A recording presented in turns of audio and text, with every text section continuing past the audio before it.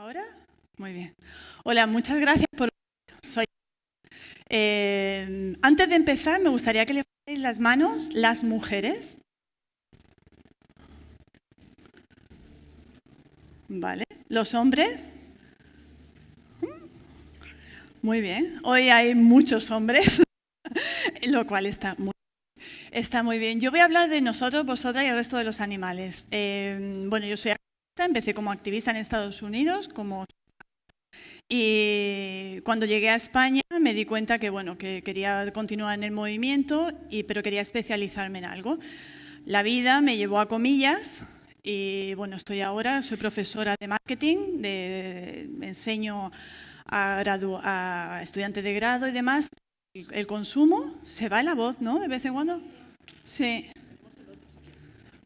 Pues, ¿me oís bien o pasamos al...? ¿Oís bien? Vale. Me he fijado, bueno, nosotros, vosotras y el resto de los animales, la X no solamente va por hombre-mujer, sino también quiénes son vosotros y quiénes son nosotras. Porque también nosotras somos las otras mujeres que no son veganas. Entonces, ¿a quién consideramos nosotros? Depende si estudiamos, por ejemplo, la población vegana, la población activista, la población animalista, o si estudiamos a los no animalistas. Entonces, quería un poco jugar con eso, ¿no? ¿Quiénes somos nosotros? ¿Quiénes somos vosotros? Somos vosotras, nosotras, las mujeres, porque también nos relacionamos con otras mujeres que no son veganas, que no son activistas. Entonces el título va un poco con ese truco, ¿no? Introduciré un poco primero el tema y después nos centraremos en género y animales, género, activismo, veganismo y observaciones finales. Hoy se trata de reflexionar un poco. ¿Qué sabe la literatura? ¿Qué sabemos de este tema? De las relaciones que mantenemos con los animales no humanos desde el punto de vista de género. Y lo haremos desde la perspectiva de género.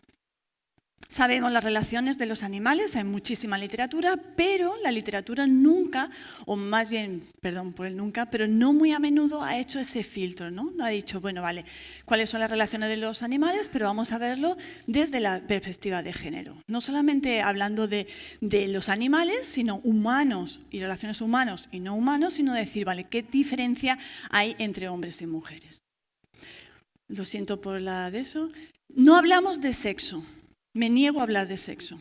Tuve una discusión con mi directora de tesis porque me decía, no, es que tú mides hombres y mujeres. Digo, no, mido hombres y mujeres porque es la única manera aquí en España de medir. Si no mido, que mido otros. ¿Y qué significa otros? Pero eso no significa género. Hablar de género, hablar de hombre y mujer no es sexo. Hablar de hombre y mujer es género.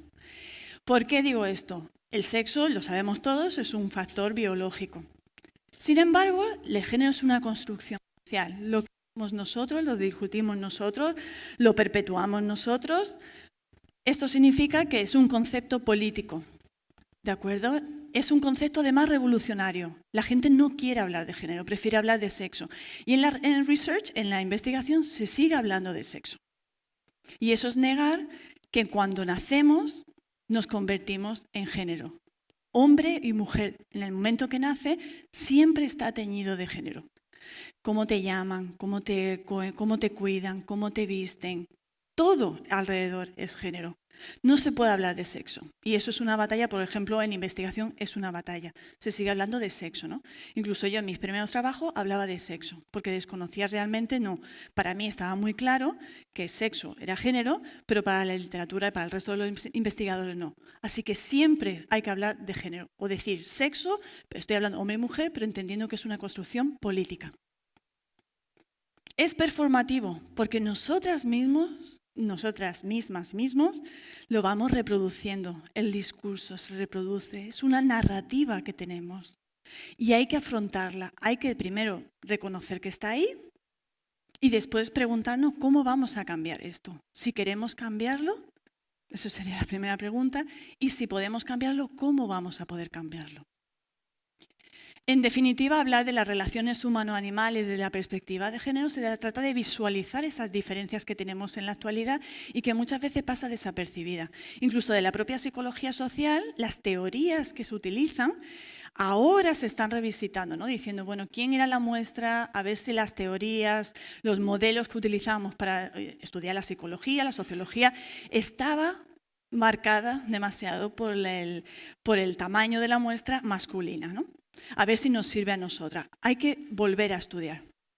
Entonces, plantearse desde la perspectiva de género las relaciones es hacer eso, visualizar las dinámicas, pero como investigadora y también como activista. Yo soy vegana, soy activista, he sido activista, he participado en el santuario, he estado en Estados Unidos como activista y sigo siendo activista de otra manera dentro de la academia. Entonces, hace falta relaciones, hace falta ver estas relaciones. ¿Por qué nos diferenciamos? ¿Por qué somos más mujeres? Como ya se ha ido viendo a lo largo, Amanda y también Eva lo ha marcado, ¿no? Veremos el género de los animales, también el activismo y un poco de veganismo. No me voy a enrollar mucho, hay mucha literatura, el que esté interesado que venga, también tengo publicaciones que las lea. Lo que me interesa más son vuestras reflexiones, ¿no? A ver qué podemos hacer juntos y también las observaciones finales, a ver qué tenemos. ¿Qué nos dice la literatura? En general os voy a contar un poco lo que se sabe y qué estudios he hecho yo aquí en España y qué se sabe de aquí de España. En general sabemos que las mujeres son más compasivas, tenemos una visión mucho más positiva de los animales, mantenemos unas relaciones distintas, mucho más complejas, reconocemos más emociones, más capacidades a los animales, también pasamos más tiempo con ellos, no se sabe si precisamente porque pasamos más tiempo con ellos acabamos reconociéndoles más capacidades, tenemos más familiaridad con ellos, asumimos más responsabilidades, estamos más cómodas, consideramos menos animales desagradables que los hombres. O sea, hay muchas diferencias. Y la literatura dice, hay unas diferencias entre hombres y mujeres. Por ejemplo, en relación a las capacidades emocionales, la capacidad de tener sintiencia, capacidad de sufrimiento, capacidad de tener conciencia, capacidad de tener emociones de los animales, las mujeres siempre les otorgamos más capacidades que los hombres. Después veremos que esto está relacionado con la cantidad de carne, por ejemplo, que se consume. Pero también sentimos más afectos, establecemos relaciones mucho más profundas con ellos. Y la intensidad, por ejemplo, de las relaciones hemos visto que es un diferenciador muy importante a la hora, por ejemplo, de adoptar veganismo. Entonces, esa relación que construyes con los animales, si ya es más fuerte por parte de las mujeres, será más fácil para las mujeres establecer y dar el paso al veganismo.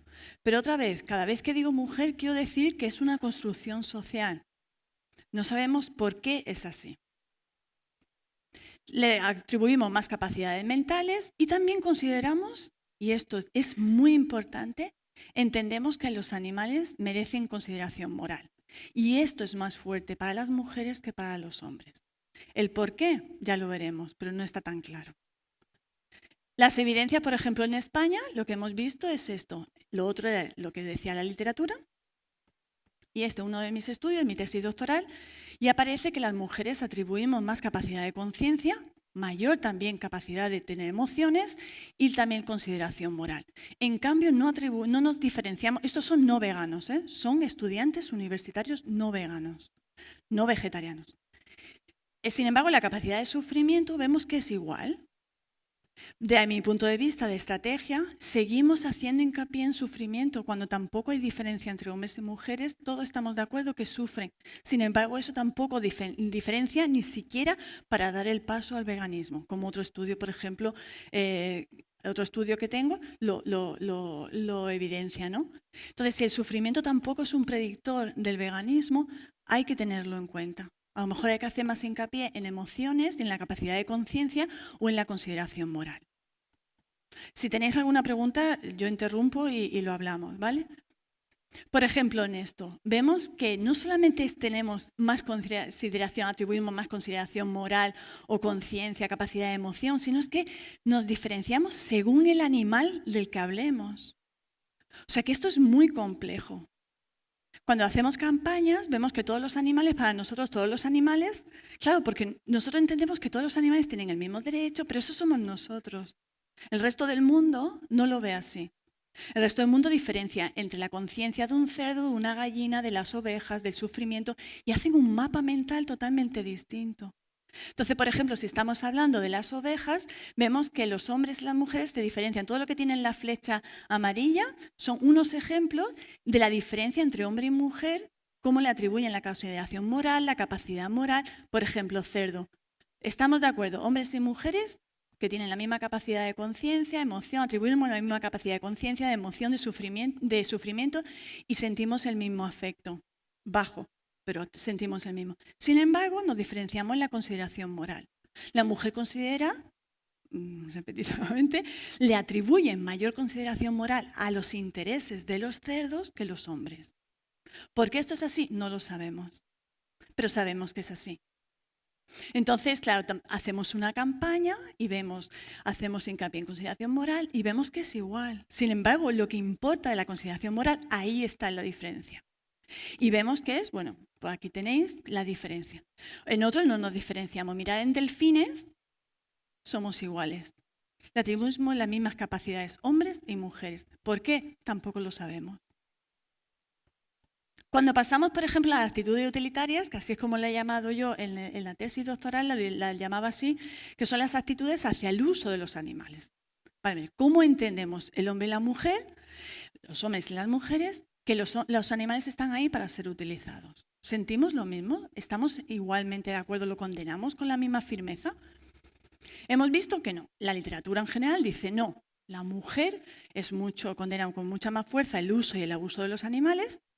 Concretamente, hay mucha diferencia en experimentación, entretenimiento y en alimentación. Esas son las formas. En vestimenta es complejo, porque ya sabemos el mundo de fashion y ahí todavía, bueno, hay más discusión. Aquí he puesto un ejemplo de las actitudes, por ejemplo, que hombres y mujeres tenemos respecto a la caza. ¿Qué hemos descubierto? En España no hay investigaciones, por lo menos que yo tenga conocimiento, pero es de Estados Unidos. Y vemos la diferenciación que dependiendo del animal de que se trate, del tipo de caza y también del estado, también diferencia. Y, por ejemplo, si se considera la caza como tipo trofeo o no, vemos la diferencia. Luego vemos que existen estas diferencias en la caza. Sin embargo, en el entretenimiento, por ejemplo, aquí en España, claro, el entretenimiento era un ámbito muy amplio. A lo mejor si lo dividiéramos más, podríamos ver dónde están las diferencias.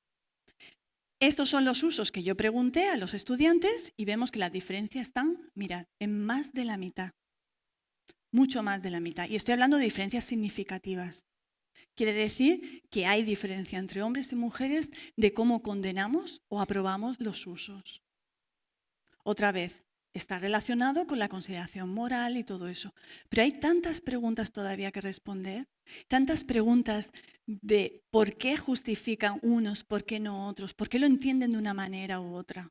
Porque esto es simplemente una encuesta. Ahora toca el hablar con ellos y intentar ver de dónde se construye esa narrativa.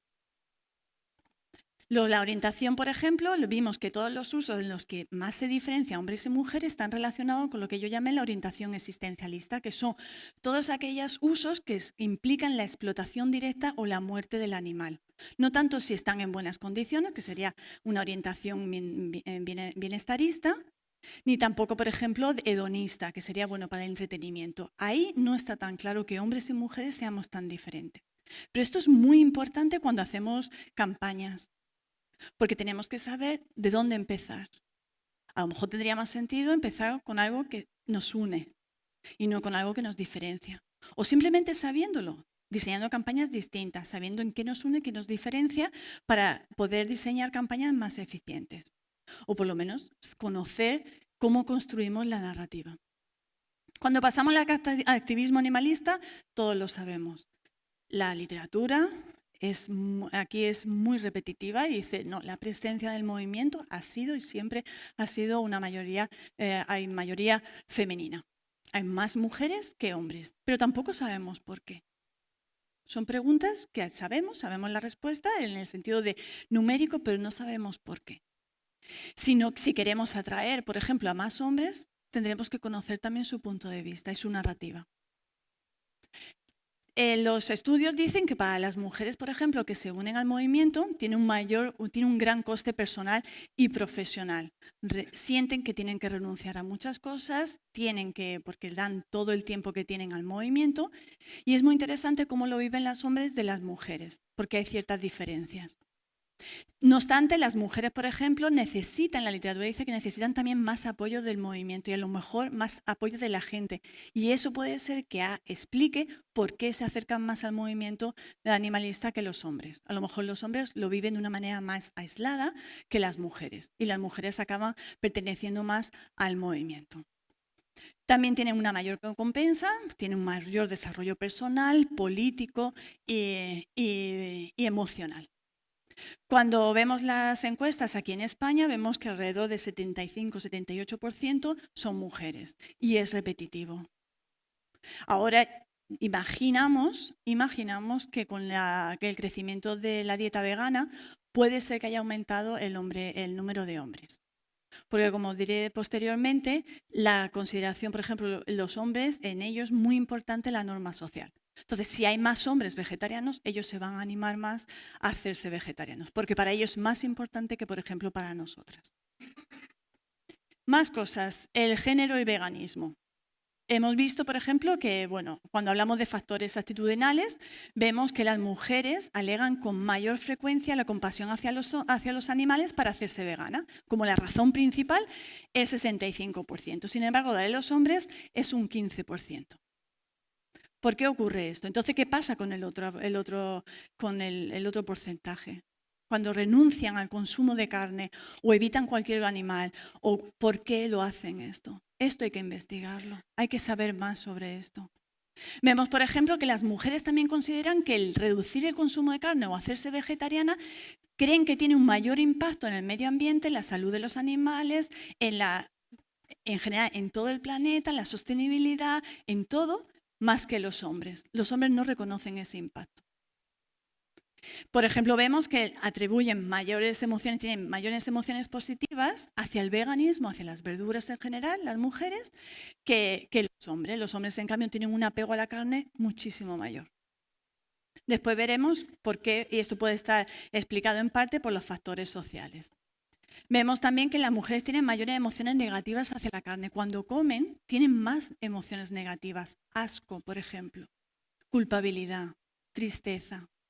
Sin embargo, los hombres no encontramos esas emociones. Otra vez, porque tienen más apego a la carne, ¿no? Y seguramente está influido a nivel cerebral de los factores sociales. También hemos visto que utilizan excusas indirectas. Por ejemplo, cuando la mujer le dice ¿por qué comes carne?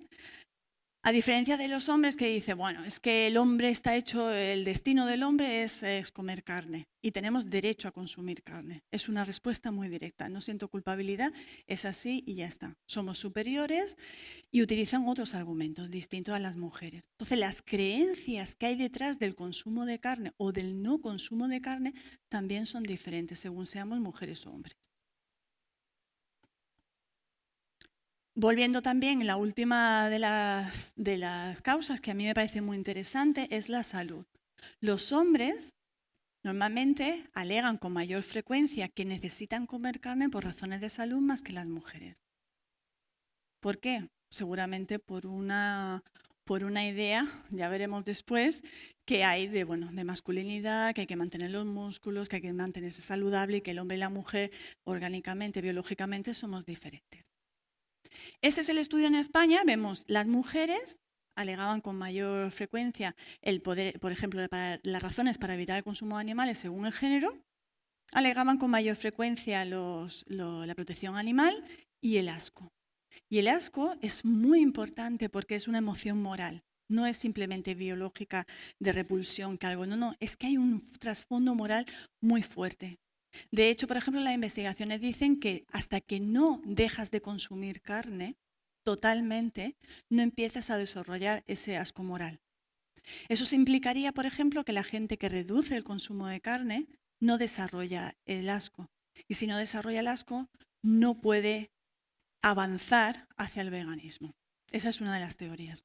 Cuando pasamos a los hombres, vemos que el salud y el peso son las razones principales para dejar de comer o evitar algún tipo de animal. Podéis pasar, los que están ahí de pie, podéis pasar sin problema si queréis sentaros.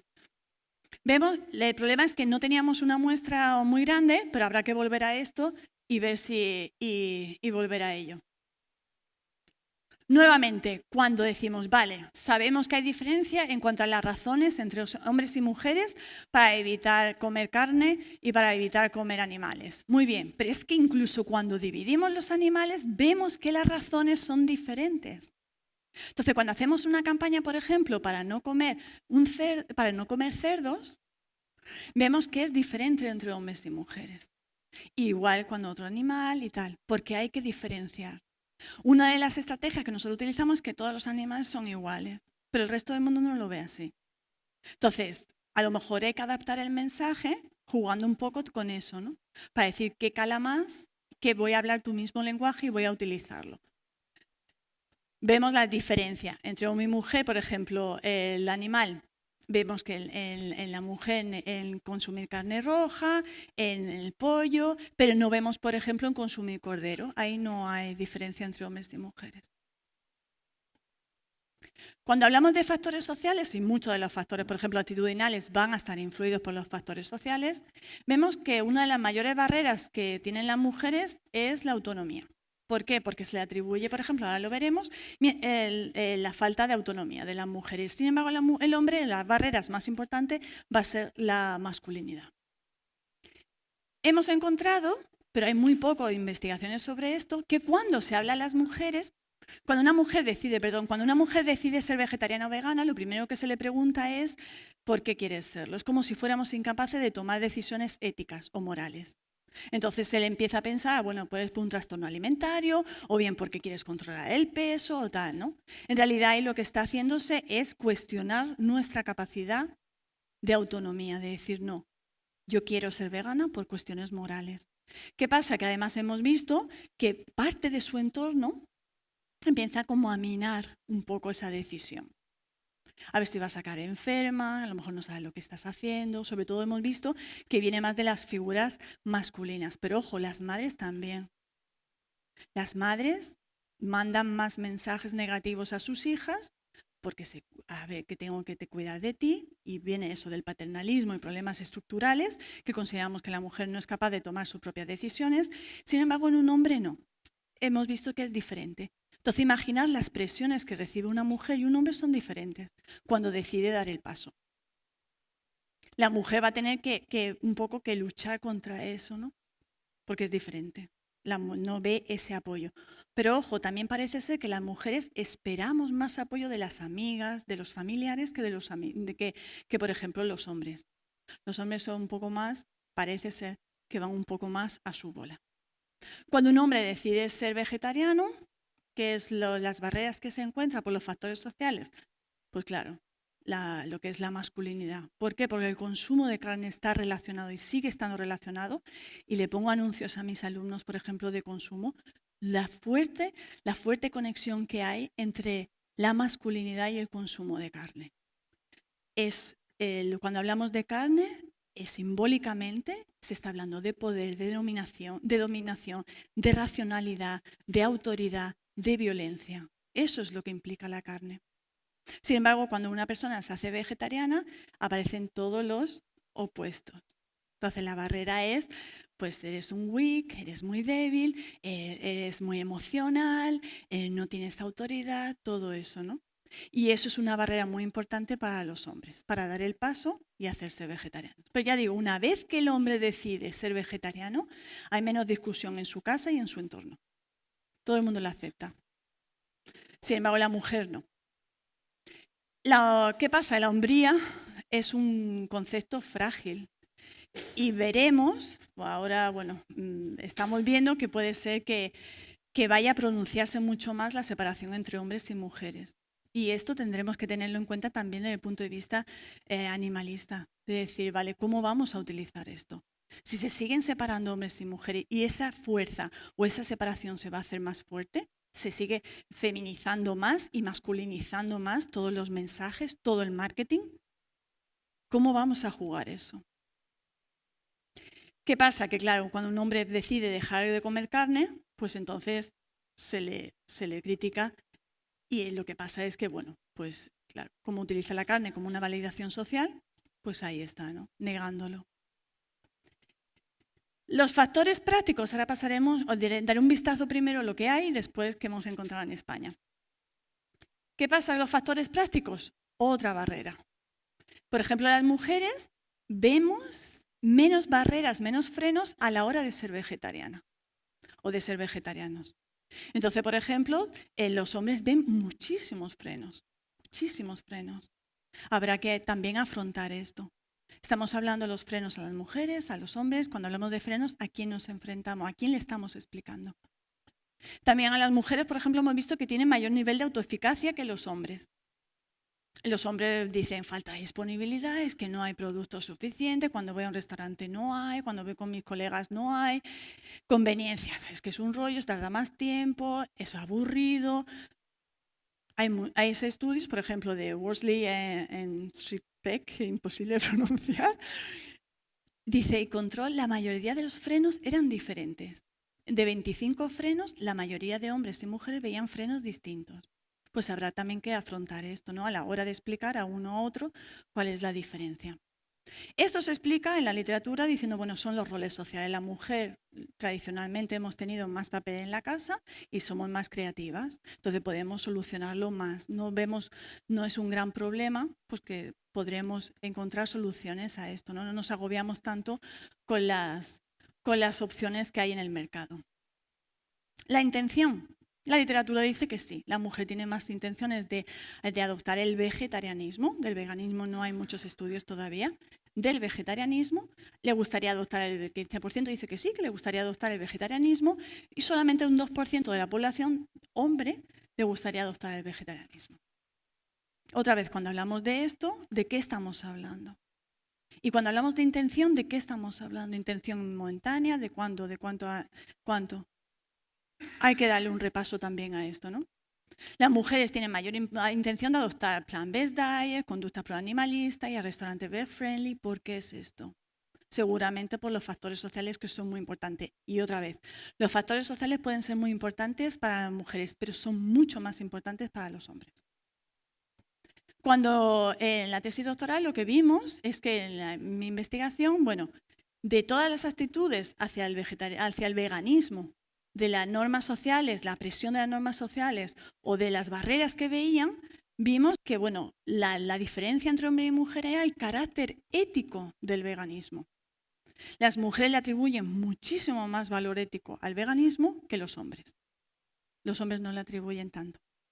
Entonces eso puede ser una barrera que hay que desarrollar en el hombre para que empiece a considerar el veganismo como una opción ética. Cuando pasamos, por ejemplo, las influencias, vemos que los amigos y la pareja tienen influencia en los hombres. Los hombres sienten que a veces tienen que ceder en sus opciones a lo que siente la pareja o lo que siente el familiar.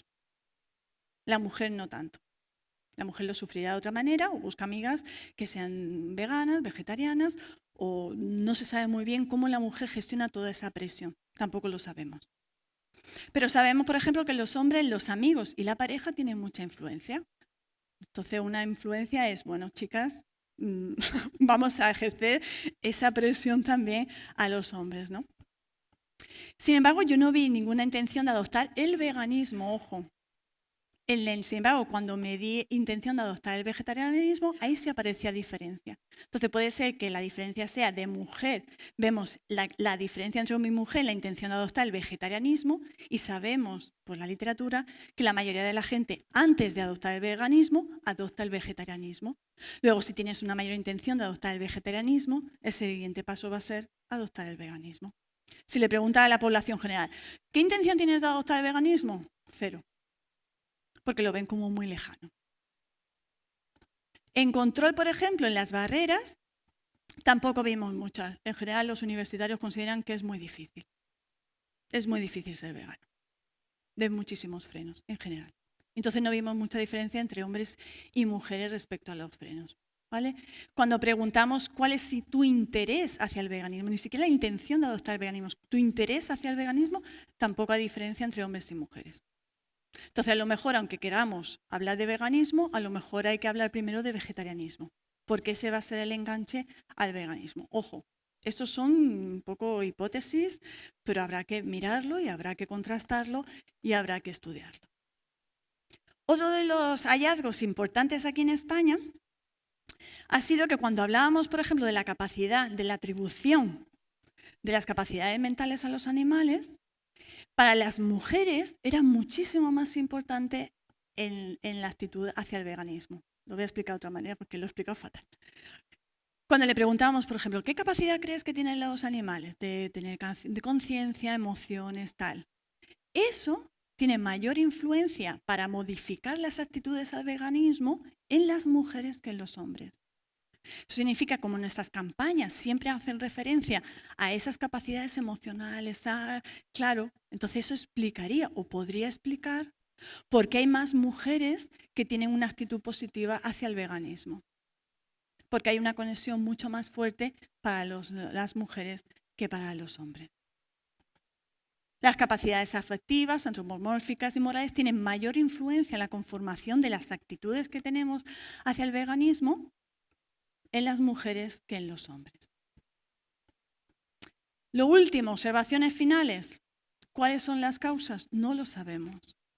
No lo sabemos. No hay teorías, pero realmente no hay narrativas, no hay estudios cualitativos que digan, cuéntame, ¿cómo entiendes la ética? ¿Qué significa a ti que sea consideración moral? Yo puedo ver un número, pero si no veo en qué se diferencia realmente cuando tú dices, no, un cerdo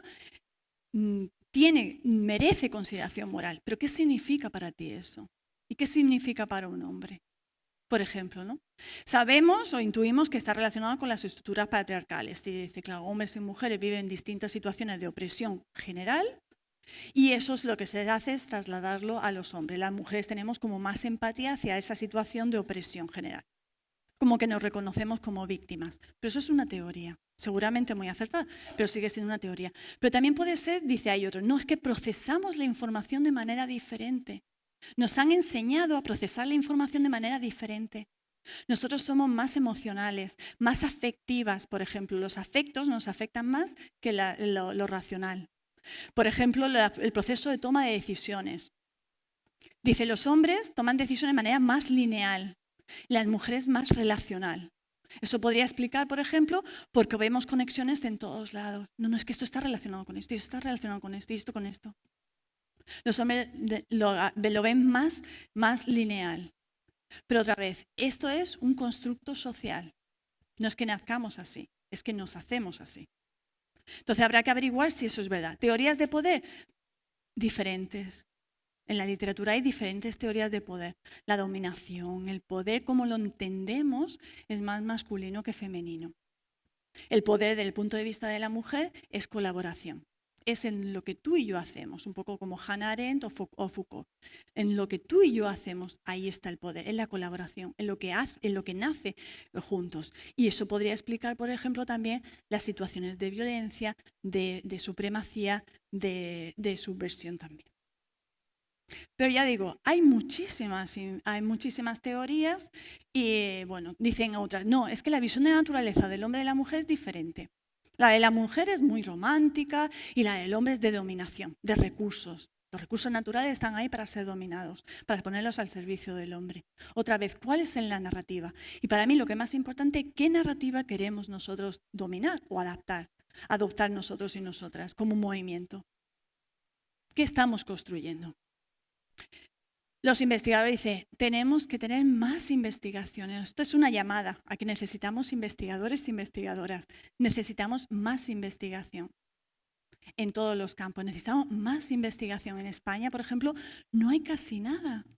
No sabemos quiénes somos, cómo llevamos, los problemas que nos encontramos, cómo hacemos, cuando tenemos problemas, a quién acudimos, qué percepción tienen los familiares de nosotros y los amigos, cómo nos ven. Y le estamos hablando a ellos. Porque esto no es una conversación entre nosotros, es que tenemos que salir ahí fuera y animarlos a que se unan a nosotros.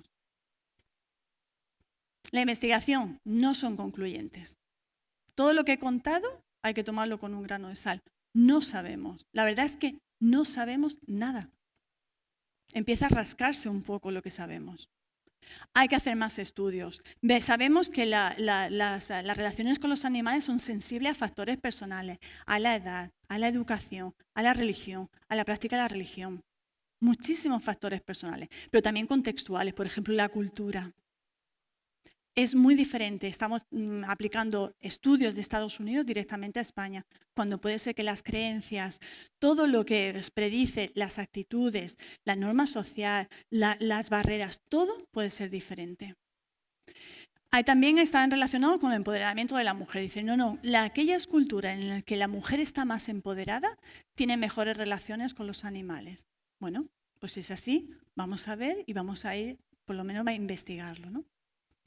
Igualmente, la residencia. ¿Qué pasa con la residencia urbana o la rural? Nos hemos olvidado totalmente de la rural. No hay estudios. No hay estudios de cómo afecta el género en una residencia rural, ¿no?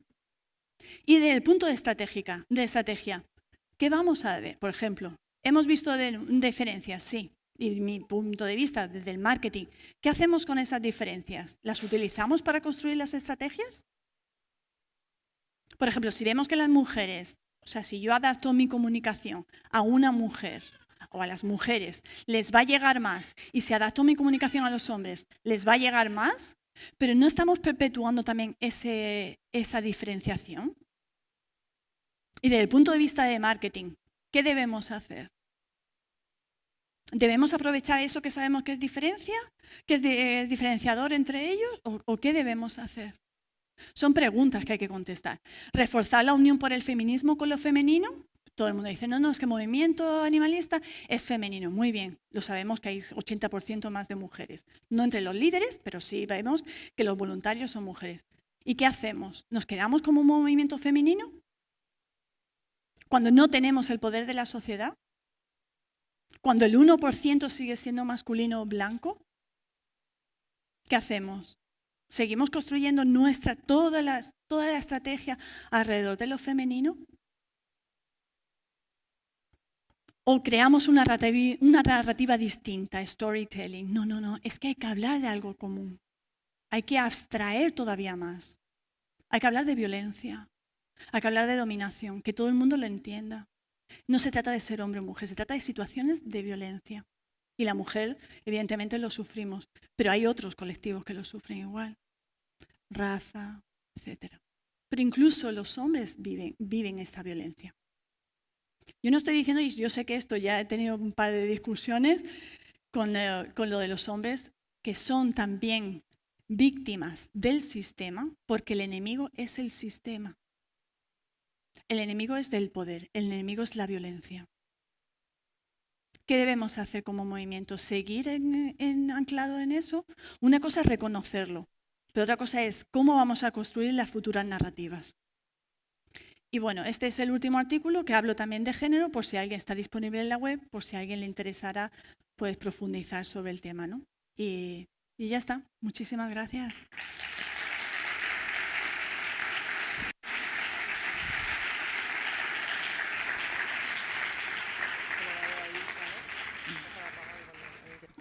Bueno, si queréis ahora empezar el turno de preguntas y de intervenciones, levantad la mano y os facilitamos.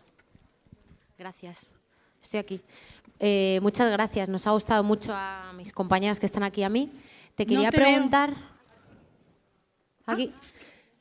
Digo que muchas gracias. Te quería preguntar, cuando te planteaste hacer esta tesis, primero, ¿qué cara te puso la persona que te habrá apoyado a hacerla? Y lo segundo, ¿qué cara te puso el tribunal que te corrigió? Pues la verdad, bueno, llevo muchos años, llevo desde 2010 estudiando el tema del movimiento animalista en España. Hice una tesis, hice primero el máster de RSC en la UNED. Ahí conocí a mi directora y en los foros, la UNED, ya sabéis que es una universidad a distancia, dijo, madre mía, esta tía está loca. Esa fue la reacción, ¿no? Cuando yo dije en el foro en el 2010, 2009, que era vegana, ¿no? Y me tacharon directamente, esta tía está loca. Sin embargo, ahora, bueno, ella me dijo, seguí profundizando, el trabajo fin del máster fue en el perfil del vegano activista antiespecista en España, y entonces, bueno, ya con ella me dijo, si quieres seguir con el tema de consumo, vente a la universidad. Por eso estoy en Comillas. Comillas es una universidad católica, estoy en económicas y estoy en la parte especializada en consumo ético, que era la parte en la que podía moverme y también un poco empujar lo que es el fair trade o el comercio justo y también lo orgánico, ¿no? Que son como los 3 pilares. Entonces yo decía, oye, que el animal siempre ha estado ahí desde los años 60, siempre ha estado el animal. Siempre, la responsabilidad hacia los animales, la preocupación animal siempre ha estado ligado al consumo responsable, al consumo ético, a la contracultura, siempre desde los años 60. Sin embargo, se ha tapado y se le ha dado más visibilidad al fair trade o comercio justo y al orgánico, ¿no? Y entonces yo dije, no, yo quiero meter también ahí la categoría animal. Y bueno, difícil, pero se puede. Se puede. Al final se trata de... Y el tribunal, bueno, había gente que estaba deseando participar en el tribunal. Gente de marketing, gente de estrategia, profesores, muy interesante. Y bueno, yo a mis alumnos, evidentemente, todo el marketing gira un poco alrededor de eso. Cada ejemplo que pongo, ahí estoy poniéndolo con veganismo, con vegetarianismo, con el simbolismo, porque todo es simbólico. El consumo es simbólico. Se acabó lo del consumo funcional. No existe consumo funcional. Entonces, lo que hay que hablar es de todo aquello de lo que no se habla. Eso es lo que hay que descubrir, de todo aquello que no es evidente. Porque ser hombre y mujer es algo que se ve, pero todo lo que hay detrás, eso es lo interesante de descubrir. Y del veganismo igual, ¿no? Todo lo que no se ve, todo lo que no habla, todo lo que no habla la gente de la carne. Pero ojo, que si las previsiones de algunos son acertadas, vamos a ver más brecha entre hombres y mujeres. Vamos a ver más y también eso es un reto para nosotros, cómo nos vamos a posicionar de ahí. ¿En qué colectivo nos vamos a posicionar? Si estás pensando hacer tesis, yo te animo. Vente. Es que yo empecé esto sabiendo que quería hacer eso. Entonces era cuestión de encontrar un poco dónde podía hacerlo. No era quiero hacer una tesis doctoral, no quiero hacer una tesis doctoral sobre esto. Entonces encontrar el hueco.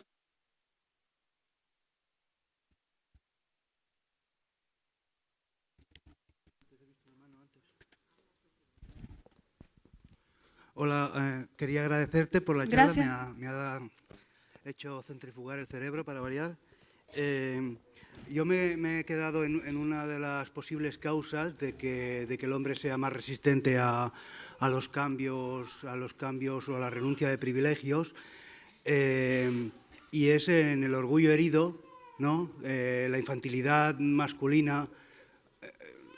Hay que redefinir lo masculino y lo femenino, pero claro, se ve bastante evidentemente que las soluciones rápidas y las resistencias básicas pertenecen mucho al género masculino, ¿no? Y me gustaría saber qué piensas sobre eso. Totalmente de acuerdo. O sea, los que están en privilegio, si te he entendido bien, los que están en privilegio no quieren soltar su privilegio.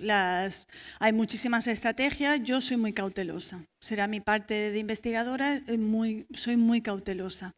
Me da miedo decir esto funciona como estrategia, esto no funciona como estrategia. Así tan claro. Eso también tiene su parte mala, porque hay que hacer cosas. Entonces, a lo mejor es a decir, no, hasta que no, vamos a ver más, ¿no?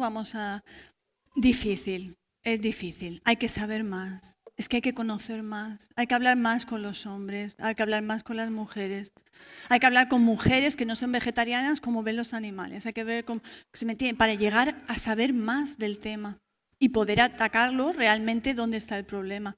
Para mí el problema es la violencia.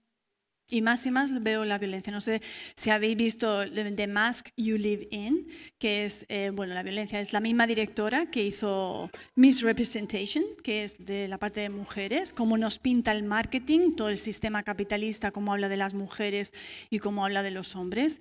Y todos somos esclavos. Y todos somos esclavos, además, subyugados a un nivel de violencia. Y hasta que no hablemos de eso, no podremos atacar lo que es el fundamento.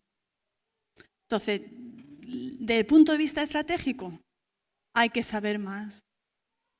Y también a mí me da miedo, por ejemplo, trasladar los estudios de un país a otro sin saber qué estamos haciendo, No sé si te he respondido... Pero vuélveme a repetir, o sea, tú dime.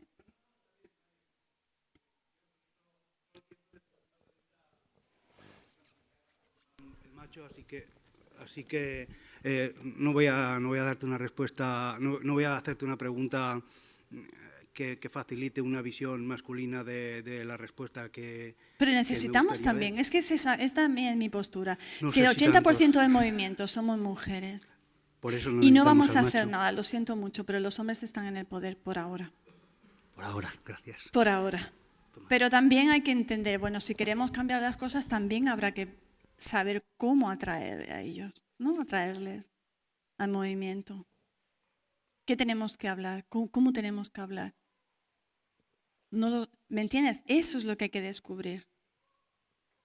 También cómo ellos se ven sometidos y a lo mejor hablan un idioma común, puede ser que resuene en ellos y puede ser que se unan a nosotros. Pregunta, por delante, ¿no? Hola. Hola. ¿Hay foco ahí?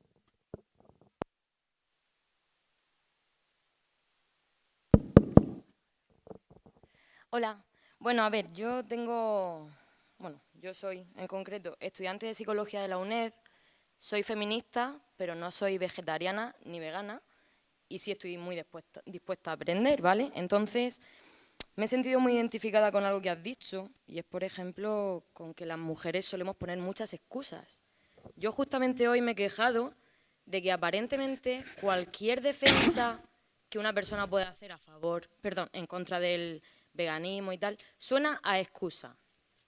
Entonces, claro, si yo estoy intentando aprender y todo suena como que es una excusa, parece que no puedo decidir yo también por mí misma. O sea, sé que el veganismo es el camino, pero hasta que yo no llegue a verlo realmente, ¿cómo actúo para que los veganos no se sientan ofendidos?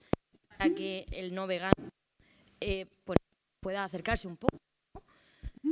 Y otra cosa, has dicho que se encuesta, y bueno, se hizo estudiantes de universidad y tal.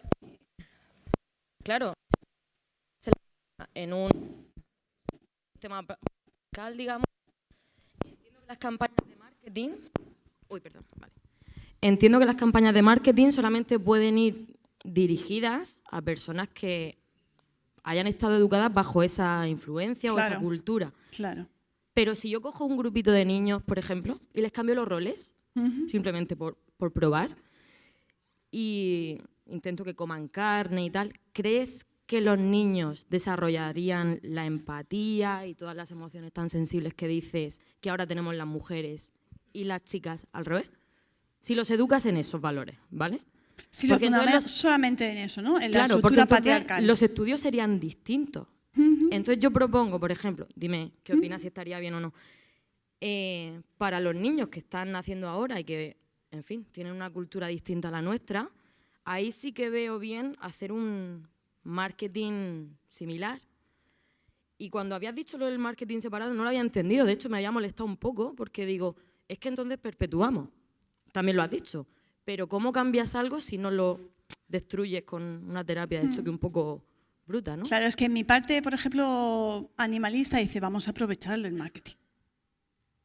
De hecho, era una pregunta, por ejemplo, de la defensa de la tesis, era, ¿y qué harías?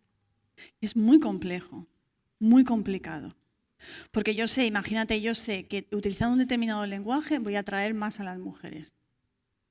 Y utilizando otro lenguaje, o otros aspectos, otros frenos, otras creencias, otro estilo de comunicación, atraigo más a los hombres. Pero sé al mismo tiempo que si hago eso, sigo perpetuando la brecha entre hombres y mujeres. Ahí está. Yo no digo que sea fácil. Mi postura como investigadora es, esto es lo que es. Y esto tendremos que resolverlo como movimiento. Esa es un poco mi postura. Yo no tengo una organización de decir, no, hay que montar la comunicación así. O a lo mejor hay que jugar los dos. O a lo mejor, como tú dices, me parece buena idea. A lo mejor, oye, pues, o algunas utilizamos, los que sean, dependiendo también qué edad, porque sabemos que estas son la diferencia entre universitarios. Pero puede ser que más mayores haya más brecha entre hombres y mujeres. O más pequeño haya menos, no lo sabemos. Por eso hay que seguir investigando para ver dónde están esas diferencias. Cuando un niño, por ejemplo, en Estados Unidos decide a los 5 años, decide no comer carne, Da igual que sea niño o niña. En ese momento, ¿cuáles son los argumentos para no comer carne? ¿Hay diferencia entonces ahí? Que no está contaminado con todo, a lo mejor con todo. O sea, no tiene capacidad de elaborar un argumento. No tiene. Lo ve muy claro. No, dejo de comer carne por esto. Respecto a lo que decías, por ejemplo, de lo de autonomía, de tu derecho también como mujer de no ser vegana o hacerlo a tu proceso y tal, tienes toda la razón. Pero yo de ti me plantearía, si eres feminista, y iría a la raíz del poder de la dominación. Yo tengo y claro ahí está la respuesta. que es el camino, pero te digo que me siento a veces como que no sé qué decir. Es que, ¿por qué sí o por qué no? Pues ahora mismo no estoy totalmente concienciada con el veganismo, con otras cosas sí, y me ofendo muchísimo cuando se intentan atacar. Pero claro, en el veganismo es algo que yo no sé, por lo que sea no me ha enganchado lo mismo. Y yo también me planteo a veces, pero ¿y por qué no? Pero porque lo reflexionas como veganismo, como algo movimiento paralelo. Pero si lo elevas a violencia y a poder, ahí te quedas sin argumentos. Porque es tu base. Entonces, por ejemplo, antes Eva estaba diciendo, claro, que el movimiento feminista, estoy totalmente de acuerdo en la interseccionalidad, total. Pero ¿de dónde la partimos? ¿Cómo hacemos el cruce? ¿Desde el feminismo o elevamos el discurso más? Desde el poder o la violencia. A ver, ¿quién va a estar en contra nuestra si decimos que desde el veganismo estamos en contra de la violencia y del poder, de la dominación? ¿Quién va a estar en contra? ¿Quién va a decir, no, estás diciendo? No. Es que ese es el problema. Lo que pasa es que es verdad que para las feministas no nos gusta cuando dice, oye, que es que los hombres también están sometidos a este sistema que nos esclaviza a todos. Eso no nos gusta nada y no nos gusta porque tenemos razón. Pero lo siento, el otro día hablando con una amiga en casa, hablábamos de lo mismo. Decía, es como, imagínate, como una metáfora que se me ocurrió en ese momento, pero que le estaba dando vuelta diciendo, jolín, pero es que a lo mejor tiene razón eso, ¿no? Imagínate que hay un elefante en la habitación y el elefante se está cagando en la habitación. Y nosotros estamos recogiendo todo el tiempo la mierda. Pero el problema no es la mierda. El problema es que el elefante va a seguir cagando en la habitación.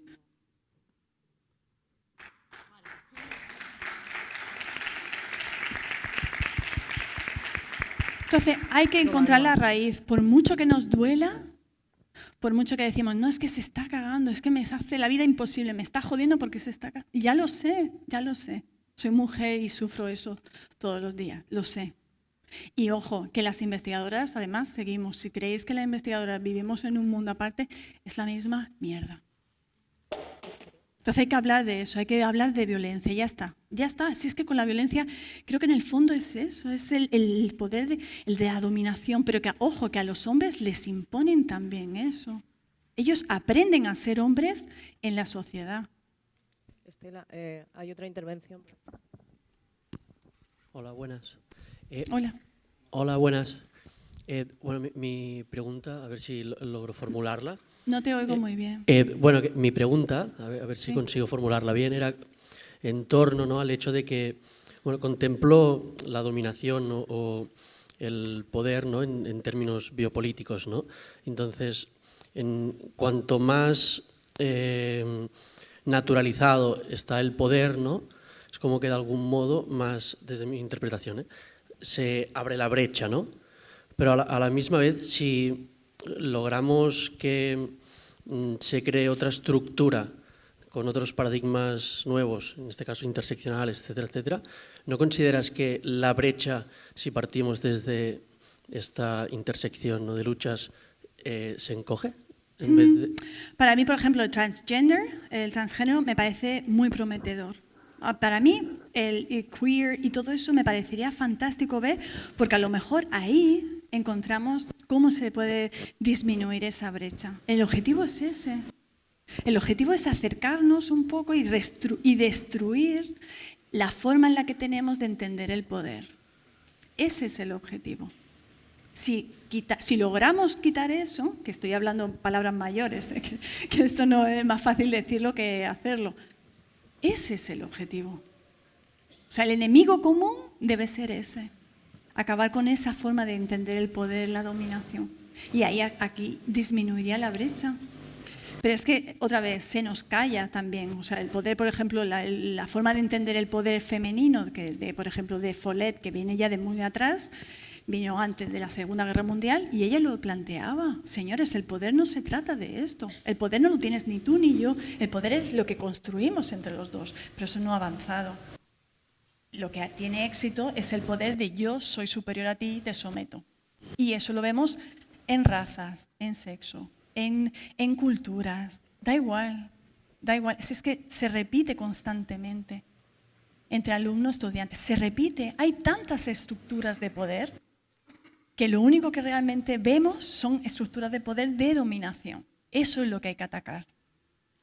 En realidad estamos hablando de sociedades más igualitarias, más que la equidad sea real, que sea más colaborativa. Menos egos, menos dominación, menos, ¿sabes? ¿Qué podemos hacer tú y yo juntos? Pero no tú y yo juntos, sino tú más yo. No. Juntos, que eso también es otra. ¿No? Y también hay que, bueno, que Daniel va a hablar de eso, la compañera también, y también un poco hablar de eso. No es uno. No. Hay que unirse. Pero ¿con qué argumento nos reunimos? ¿Con qué narrativa? Y ahora, ojo, que en marketing está entrando muy fuerte la narrativa y storytelling. Eso nos va a comer. ¿Cuál es nuestra narrativa? ¿Cuál es? Porque yo no la veo todavía. No tenemos un storytelling, no tenemos una historia que contar. ¿Y cómo la contamos? ¿En positivo o en negativo? ¿Cuál es nuestra historia? ¿Qué estamos vendiendo al mundo? No sería un poco desde el punto de vista de marketing. ¿Qué estamos vendiendo? ¿Qué pasaría si nos posicionáramos? No, estamos vendiendo la igualdad. Es que estamos vendiendo acabar con ese sistema opresor que te oprime a ti, a mí y a razas y tal. ¿Qué estamos vendiendo? Entonces yo creo que hay que reflexionar sobre esa narrativa. Tenemos tiempo a una última intervención, pero por favor, si puede ser breve, que...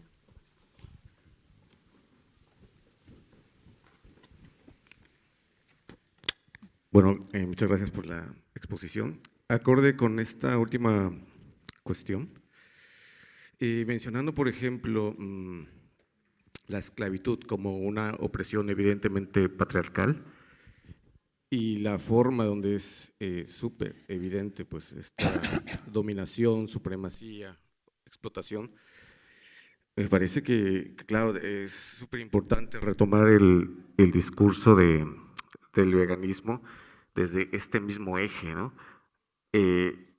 Más allá de pensar en un parámetro de consumidor o de ventas, hay que decir las cosas claras como son, ¿no? Que el veganismo va más allá de una cuestión de la carne, de la comida, del vegetarianismo. O sea, el veganismo va a una cuestión de justicia, de no opresión, de no supremacía, antropocentrismo. Y sin duda es que este es el eje. O sea, originalmente cuando surge el veganismo, cuando en el 44 lo plantea Watson, o sea, destaca. No te oigo muy bien. Perdona, que está... Sí. Vale, ¿se ve ahí mejor? Vale, el veganismo cuando lo concibe Watson en el 44, pues hace énfasis en esta cuestión, ¿no? Del no uso, no utilitarismo, no opresión. Y a lo largo del tiempo, pues, tanto la Vegan Society como otras definiciones, ya sea de Google, Wikipedia o demás, pues se ha desvirtuado un poco, pero creo que es importante retomar este matiz esencial del veganismo, que va por esta cuestión de justicia, y la justicia es algo que nos toca a todas, o sea, la justicia, la no opresión, y quizá la cuestión es direccionar nuestro discurso de la mejor forma que podamos bajo esa directriz, o sea, encontrar la forma más inteligente, más creativa, la mejor para llegar ahí, porque últimamente se ha generado como un tabú entre la gente vegana, como que, uy, no hables de veganismo, háblale de otra cosa, ¿no? Háblale de medio ambiente, háblale de vegetarianismo, háblale de cualquier otra directriz. O sea, vi los estudios que ponías cuando hacías esta observación, son de hace 20 años. O sea, decía 1998. Puede que siga así, pero puede que no. O sea, haciendo una labor en calle con mucha gente en Barcelona, hemos visto que hablando directamente de veganismo, la gente con respeto, contacto, acercándonos con proximidad, o sea, la gente lo pilla, lo entiende. ¿La gente qué? Perdón. lo pilla, lo entiende, o sea, la cuestión del veganismo como con no la presión, violencia. como justicia, como empatía. Y bueno, esa es la reflexión, ¿no? Que quizá, no sé, tenemos que retomar la cuestión de cómo abordamos el veganismo, de la no presión, quizá enfocándonos más en cómo abordamos este discurso de la mejor forma, pero Sí. siempre bajo esta directriz. Sí, vamos, para mí la violencia... Hay una profesora, en comillas, que estudia prostitución. Su especialidad, su línea de investigación es prostitución. Y yo le decía, ¿qué comen ellas? Y me decían, fatal, comen fatal. Evidentemente no son vegetarianas ni veganas. Pero es que tampoco creo que hayan visualizado esa violencia, ¿me entiendes?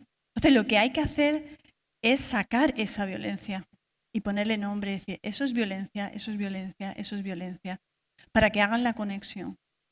Si no sacamos toda la violencia que hay, no vamos a poder hacer la conexión. Entonces a mí me parecía muy interesante, siendo prostitutas, por ejemplo, ellas, que seguían comiendo animales, digo, y se plantean, por ejemplo, y dicen, no, ellas comen lo que pueden y punto, ¿no? No hacen esa conexión de esclavitud. Entonces, pero es que yo he ido al metro, he trabajado en trabajos que odiaba, y yo llegaba al metro y decía, esto es esclavitud, pero la gente se olvida de que es violencia, de cómo el sistema nos oprime. Entonces, hasta que no empezamos a vislumbrar y a sacar a la luz todo tipo de violencia, es muy difícil hacer la conexión entre ellas. Entonces mi primer paso sería como un poco denunciar eso, ¿no? No digo, ojo, que no he dicho renunciar a la unión de feminismo, y eso no lo he dicho, eso no es mi intención. Mi intención es decir, no, esa conexión existe precisamente porque lo que tienen en común es la violencia.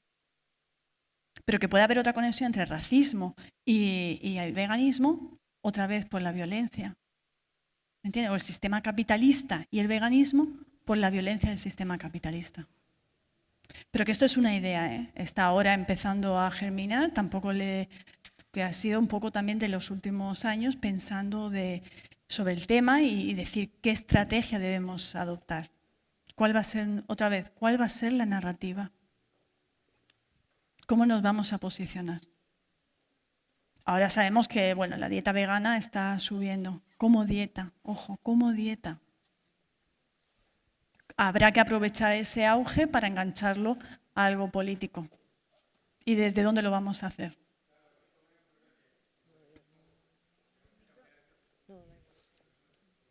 Es una cuestión política.